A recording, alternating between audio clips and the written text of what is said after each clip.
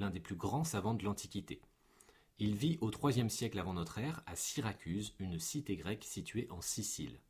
Mathématicien, ingénieur, astronome, Archimède s'intéresse à tout ce qui peut être compris par l'observation et le raisonnement. La scène la plus célèbre de sa vie est presque devenue une légende.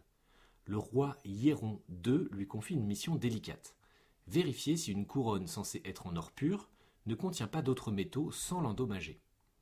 En entrant dans un bain, Archimède observe que l'eau monte lorsqu'il s'immerge.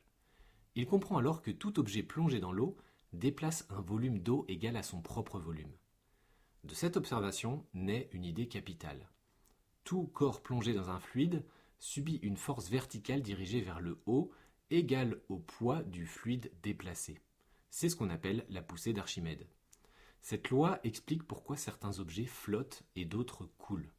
Si la force exercée par l'eau est plus grande que le poids de l'objet, celui-ci flotte.